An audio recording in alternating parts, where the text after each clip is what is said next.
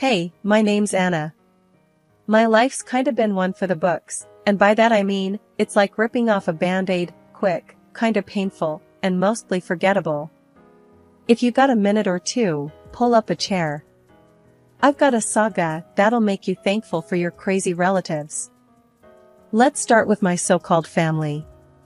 Picture a quaint little house with a white picket fence, backyard BBQs, and a family dog named Buster who's missing a few patches of fur.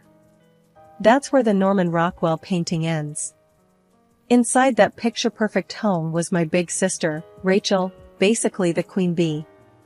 Then there's me. I guess I was like the worker bee, just buzzing around doing my thing, barely noticed. I gotta hand it to Rachel though, she knew how to play the game. Blonde, a smile that could light up a dive bar, and a way with words that made our folks melt like a popsicle in July. She snagged everything growing up. A shiny new bike? Rachel's. The last slice of pizza? Also Rachel's. The big, fuzzy sweater I was eyeing for Christmas? You guessed it, Rachel's. And when she turned on the charm, it was game over. Mom, Dad, can I please get that dress for prom? She'd bat her eyes, and they fell for it every time. Me, though? I'd get the leftovers and the hand-me-downs. But don't get me wrong, I wasn't exactly Oliver Twist or anything. Got clothes on my back, a roof over my head, but let's just say life wasn't handing me any silver spoons. Now, my folks. Dad worked the kind of job where he came home with grease under his nails and a tired smile. Mom? She was a wizard with a spatula and a knack for sniffing out BS, unless it came from Rachel. When Rachel got into that fancy pants college with the big lawns and the ivy-covered walls, it was like Christmas came early and stayed late. Mom and Dad threw a party that could wake the dead. But by the time I was ready to start thinking about my own future, the parade had long passed. Suddenly, it was all, money's tight, Anna, and real life's about making sacrifices, you know? I remember them breaking the news, sitting at the kitchen table that had a wobbly leg. Dad was scratching the back of his neck, a sure sign he wasn't keen on the conversation. Anna, we've been crunching the numbers, and it's just not looking good, he'd said. You gotta be realistic, Anna, Mom piped in, stirring her coffee even though it didn't need any. College ain't cheap. Maybe it's time you think about getting a job. You know, help out a bit. The way they danced around it, you'd think they were telling me Buster ran off to join the circus rather than just saying straight that my dreams were too expensive. So there I was, not even 18 and slapped with the reality that school was a no-go. I wasn't about to roll over and let dreams die, you know? My plan was as plain as it could be, work my fingers to the bone, save every penny, and get myself into that courtroom someday with ESQ tagged to the end of my name. The jobs I had weren't glamorous by any stretch. By day, I was slinging coffee and dodging pastry crumbs. By night, I was up to my elbows in suds, washing dishes at a diner that had seen better days. You've gotta be the hardest working person I know, Anna, Emily said one night in our dingy little kitchen. She was a freelance graphic designer with a laugh that could light up the whole block. Yeah, agreed Trish, who was stringing her bass guitar, getting ready for a gig with her band. If there's anyone who can pull this off, it's you. Their words were like a pat on the back, a cheer from the sidelines that kept my feet moving. Everything was on track, maybe a bit behind schedule, but what's life without a few delays, right? Then, just like that, it all came crashing down. I woke up one morning with what I thought was a killer flu. Turns out it was way more serious. Long story short, I landed in the hospital with a stack of medical bills that looked like the Encyclopedia Britannica. Ms. Anna, your insurance covered some of it, but... The lady at the billing department had a voice that sounded like she was always about to deliver bad news. Which she did, big time. You still owe quite a bit, she said, pushing a bill across the desk that made my heart sink into my sneakers. There went my college fund, swallowed up by numbers and decimal points I could barely comprehend. I tried to plead my case, get a payment plan or something. Look, I got nothing, I told her, every part of me wanting to crawl into a hole and give up. It's not personal, Han, it's just the system, she replied, but it sure felt personal to me. Back at our apartment, the atmosphere was as stale as the pizza we left out overnight. There go the textbooks, I muttered, flipping through the pages of legal definitions I still hadn't memorized. We sat there, 3 dreams deferred, wrapped up in the brutal honesty of our cramped living space. What next? Trish asked after a silence that overstayed its welcome. I didn't have an answer, just a bunch of question marks dancing around my head. I was back to square one, but somehow it felt like I was even further behind than when I started. Start over, I finally said. What else can I do? I'm not cut out for giving up. It sounded good, but even I heard the quiver in my voice. Both of them nodded, but there was no hiding the worry lines etched deep into the moment. Yeah, I understand our house is too crowded, I whispered into the phone, the words bitter as they left my mouth. Mom didn't see me swallow the lump in my throat or the way my hands shook. You're tough, Anna. You'll figure it out. That's what Dad offered up before he handed the phone back to Mom. The bus stop bench was hard against my back. I sat there, figuring out my next move, while people with places to be rushed past me. Rachel, with her new baby and her picture-perfect life, didn't even come to the phone. Probably didn't want to catch my bad luck through the receiver. Family, right? The guy waiting next to me snorted, catching the tail end of my phone call. He was wearing a jacket that had seen better winters and a 5 o'clock shadow sitting at 8 o'clock. Yeah, family, I echoed, not really in the mood to chat, but there was a solace in talking to a stranger. Hey, don't let it beat you. You look like you've got fight in ya, he said, crinkling the paper bag in his hand. I managed a half smile. Got any tips for sleeping on one of these seats? I joked, but the humor didn't quite reach my eyes. He looked over, squinting as if he was sizing up the bench. Buses run all night. Ride 'em end to end.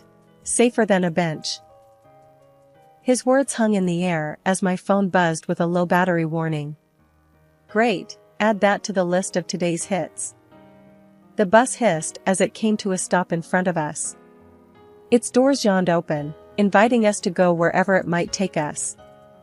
The guy got on the bus, finding a seat among the tired faces of nighttime commuters. I stayed back, bus fare tight in my fist, not ready to commit to just riding around in circles yet. I pulled my suitcase and started walking, the wheels drumming a lonely beat on the sidewalk. The streetlights flickered overhead, and in their stuttering light, I made a silent vow. This isn't how my story ends. Holding on to that thought, I walked through the night. Every step was a defiance, every breath a promise that I would claw my way out of this hole. Come on over, kid. Aunt Marlene's voice came through the other end like it was pulling me out of quicksand. I never thought I'd be so happy to hear that raspy tone of hers. When I got to her place, she didn't waste time on pleasantries or useless small talk. You look like hell, was her greeting as she ushered me in, her hand firm on my back. I spent the first few days in her guest room, trying to piece myself back together. She didn't press me for details. She wasn't the type for cozy heart-to-hearts, but I could tell she was waiting for me to start talking. Finally, as we sat at her cluttered kitchen table, flanked by plants that seemed as tough as she was, Aunt Marlene set down her mug and looked at me with those piercing eyes. What do you want, Anna? Really want? It made me nervous, like I was on one of those makeover shows, and this was the big reveal. But I was too tired to beat around the bush. I want to be a lawyer, Aunt Marlene. My voice carried an edge of desperation I could no longer hide. She nodded, as if she already knew it. If that's the case, she started, tapping her fingers on the table, the clinking sound mingling with the tick-tock of the wall clock, I'll pay for your education. My heart jolted like it got hit by a punch of hope. You serious? as a heart attack. But, she raised her finger, slicing the air with her condition, you keep your grades up. No slacking. Her words were stern, yet there was a spark in her eyes, telling me she believed in me. Really? I couldn't help the grin that broke through, wide as the ocean. Really? I didn't scrim and save just to blow my money on bingo and whiskey. I stood up and hugged her, tight, the words, thank you, getting crushed between us. Now, none of that mushy stuff, she grumbled, but she patted my back, before shooing me off. And you're gonna work for me, part-time. I need more help around here than I care to admit. What kind of work? I was eager, ready to do just about anything. The kind that needs doing, she replied vaguely, with a dismissive wave of her hand. We'll start with that jungle you call a hairdo, and move on to the yard work tomorrow. I laughed. It was a hearty, genuine sound I hadn't heard from myself in a while. Deal. Don't think I'm just being nice, Aunt Marlene warned. You fall off, get lazy, and the deal's off. I shook my head, the seriousness settling back in. Won't happen. She eyed me for a long moment, then smiled. Good. Now, help me with these damn plants. They've got a better social life than I do. I spent the rest of the day covered in soil, pruning and watering, but the dirt never felt so good on my hands. Aunt Marlene made me work for every penny she was offering, but that was okay. The college days weren't a walk in the park. Aunt Marlene hooked me up big time, but the balance between the books and bills was like juggling knives, drop one, and it could cut deep. I'd blink open in the mornings after cramming civil procedure, with my alarm buzzing like a bee in a jar. Books spread across the desk like a buffet I didn't want to dig into. When my stomach grumbled, reminding me I was a human who needed fuel, I'd make a run to the nearest food joint on campus. Regular? Lily, who manned the counter, would ask with a knowing look as I approached. Make it a double. Long night ahead, I'd say. She'd pass over the coffee and sandwich. You're going to burn out if you keep at it like this. Can't burn out when you're on fire, I'd quip, even though I felt more like kindling than a blaze. Nights turned into a blur of flashcards and frayed nerves. Whenever my phone buzzed, it was either a reminder for an unpaid bill or a message from Aunt Marlene asking how my day went. I always told her better than it actually was. Then things changed overnight. Aunt Marlene got real sick, like life-taking sick. I squeezed her hand more times than I could count in that too-quiet hospital room. I couldn't say much. What do you say when the person who's your rock is crumbling? So, who's going to yell at me for eating cookies in bed when you're gone? I tried to joke in one of those visits, struggling to keep it light. You better not. She'd rasp, voice a whisper. Crumbs everywhere. We never talked about the money. It was like a silent agreement, the elephant in the room wearing a tutu nobody wanted to comment on. After she passed, I sat in that stiff lawyer's office, more nervous than I ever was for any exam. When the lawyer, a stiff man with a comb-over and glasses sliding down his nose, said, "She's left you the house, Anna," it was like Aunt Marlene was still looking out for me. She what? I blinked, gears in my head grinding to a halt. The house. And, he fiddled with papers. A considerable amount for your student debts, the rest, well, it's for you to figure out. Marlene was clear about making your own way. Despite the knot in my throat, I asked, did she say anything else? Just that she believed in you. He adjusted his glasses. And that she'd haunt you if you gave up. I laughed through the tears. That was Aunt Marlene, all right. Leaving the office that day, I felt heavier and lighter at the same time. She gave me a legacy, not just in bricks and mortar, but in the belief that I could finish this last lap without her.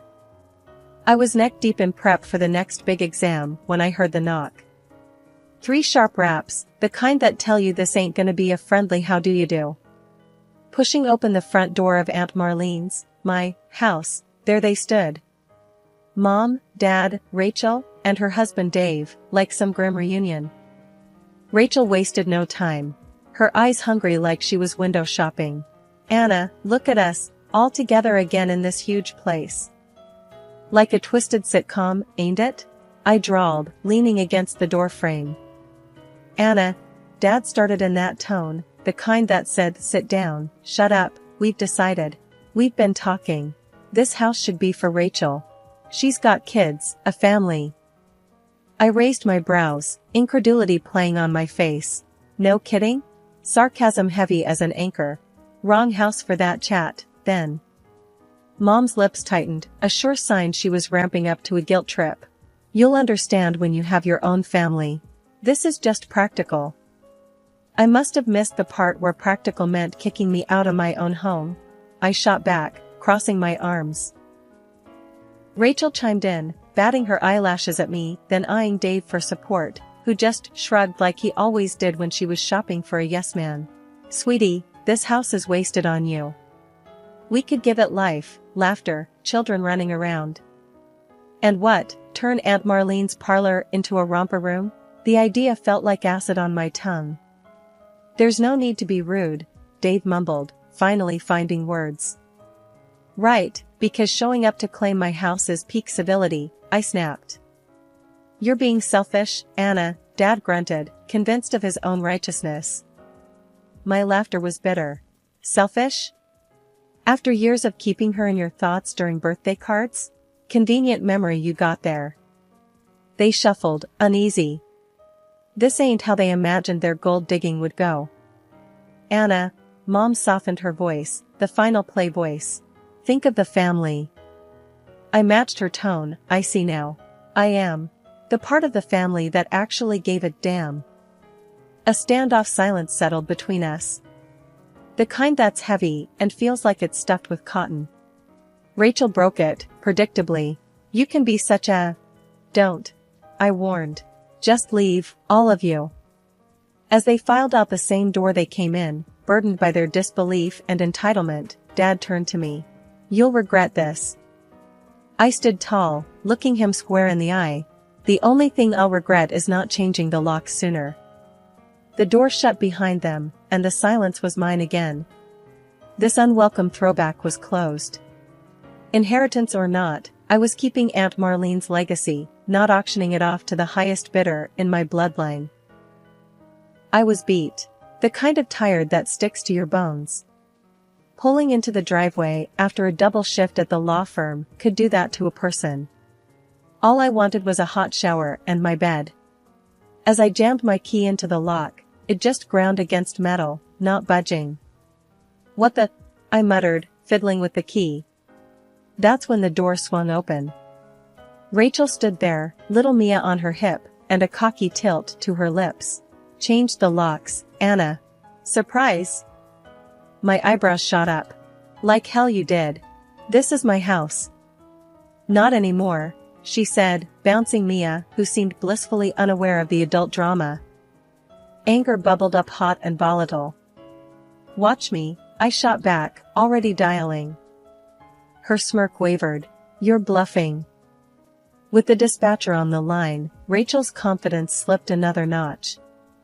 Yes, my sisters illegally entered and changed the locks on my house, I explained loudly into the phone. Dad's truck pulled into the driveway just as I hung up. Him and Mom got out, tag-teaming like this was some sort of intervention. Anna, be reasonable. Mom started, her eyes moist as if she were in a soap opera. I'm past reasonable, I said, not bothering to hide the edge in my voice. Dave stepped up to me, a good foot taller, trying to look menacing. Come on, Anna, he said, voice low. Don't make a scene. I held up my phone with the recording button clearly on. Say that again, Dave? For the camera? His face turned the color of sour milk. Sirens cut through the heavy air as a cop car pulled into view. They stepped out, all stern looks and business. What seems to be the problem here? One officer asked. Their bravado crumbled like stale bread. Dad's voice lost a few decibels. It's a misunderstanding, officers. Family matter. Stealing my home's a bit more than a family matter, I said, crossing my arms. The officers looked between us, taking in the scene. They were good at this, shifting gears as the situation unfolded. "All right, let's start with some ID, and we'll go from there," one of them said, pulling out a notepad. Reluctantly, Rachel handed Mia to Mom and dug into her purse. The legal tango had begun. They asked questions, we gave answers.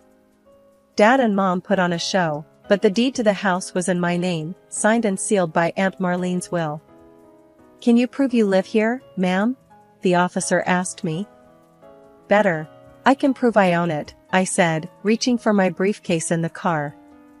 The sight of Aunt Marlene's will felt like the first deep breath I'd taken since stepping out of that damn car.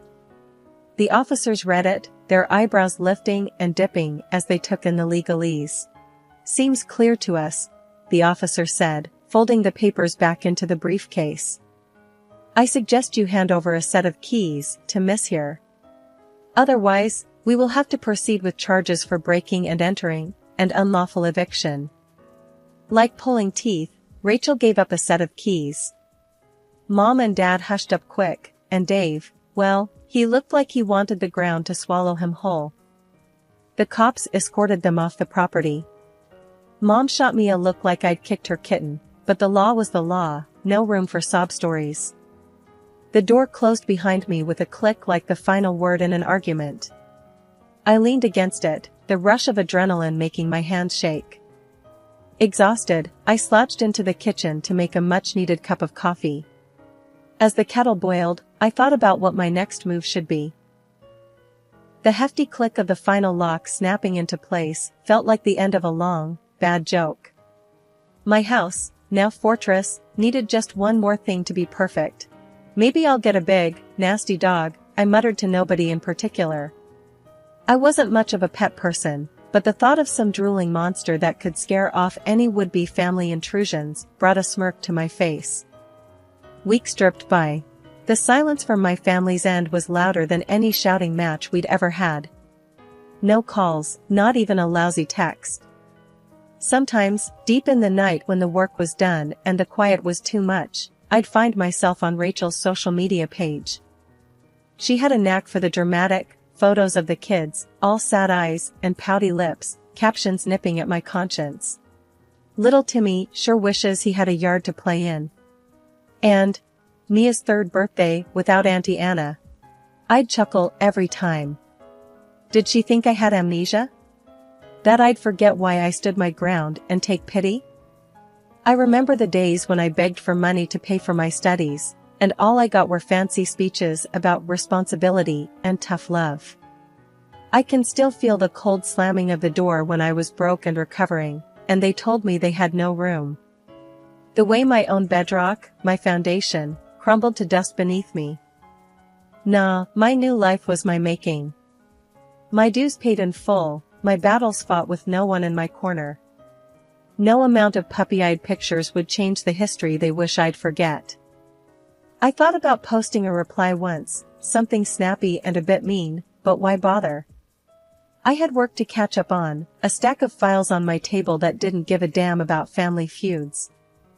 I had clients who depended on me, and that was the reality I chose to engage with. Sometimes late into the evening, I'd pour myself some bourbon, neat, and sit in my backyard, the backyard they wanted to take from me, and I'd savor the quiet. I'd think about that guard dog again, a big one with a bark that would make my folks think twice before stepping onto the porch. Maybe a Rottweiler, or a Mastiff, something with bite. My phone stayed quiet, a dead limb I'd long since learned to function without. And when I'd finally hit the sack, I'd sleep the sleep of the just, or the wicked, I didn't care which. No ghosts of guilt to disturb my rest, no restless wondering about what-ifs. Just the peace of knowing that from the four walls around me to the roof over my head, it was all mine, through and through.